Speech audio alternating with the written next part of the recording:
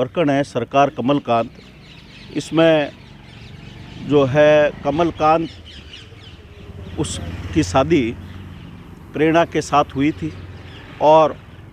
प्रेरणा के साथ जब शादी हुई तो शादी के समय 10 लाख रुपए की दहेज की मांग की गई और ये जो है ठुकराना हनुमानगढ़ निवासी बच्ची थी जिसकी शादी कमलकांत के साथ हुई।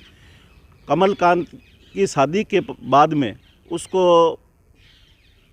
पत्नी जो प्रेरणा है उसको दान दहेज की मांग को लेकर तंग परेशान किया जाता रहा निरंतर। इस दौरान उसके एक बच्ची भी पैदा हुई और शादी के समय 5 लाख रुपए के डिमांड जो है उसके माँ बापों ने पूरी कर दी और बाद में एक आध भी और भी समय आने पर पूरा कर देंगे। लेकिन इन लोगों ने, जिसमें कमलकांत पति, उसकी सास मंजू देवी और ससुर मुरलीधर और भी अन्य लोग थे, जिसमें इनको माननीय न्यायालय ने 2019 से जो ये पति है घटना के बाद जो है इसको आज तक भी वो जुडिशियल है और उसके बाद में जो सास ससुर है उनकी माननीय हाईकोर्ट से पूर्व में जमानत हो चुकी है। लेकिन इन लोगों के द्वारा दान दहेज की मांग को लेकर कमलकांत ने अपनी पत्नी प्रेरणा की तो हत्या की, उसके साथ अलावा जो 2 साल की अबोध बालिका थी रिद्धि उसकी भी हत्या कर दी। उसकी हत्या का इंटेंशन ये था कि ये बच्ची बड़ी होकर इस प्रकरण में गवाह न बन जाए, जिसके संबंध में कोर्ट ने पूर्ण रूप से विवेचन करते हुए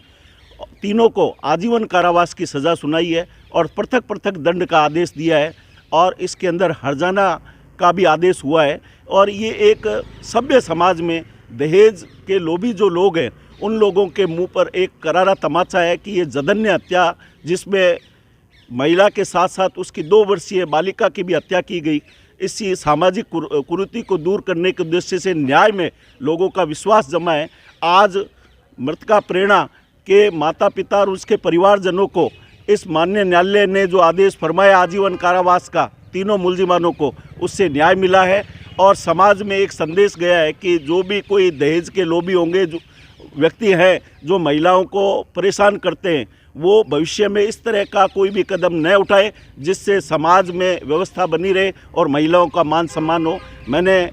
परिवादी पक्ष, पीड़ित पक्ष की तरफ से पैरवी की है और उसमें आज न्याय मिला है। और मामला महिला उत्पीड़न बीकानेर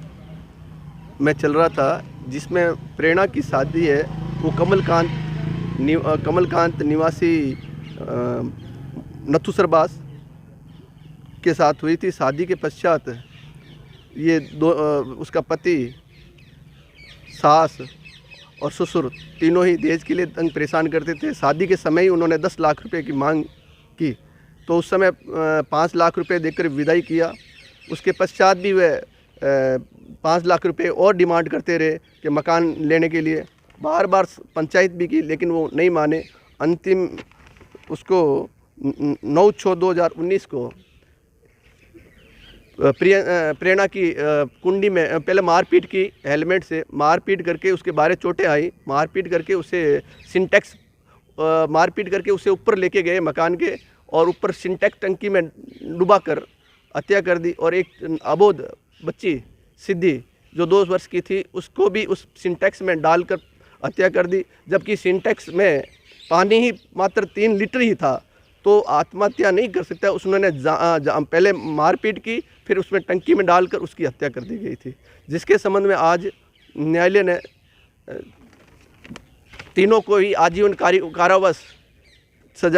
कारावास की सज़ा की है तथा 50,000 रुपये का अर्थदंड लगाया है।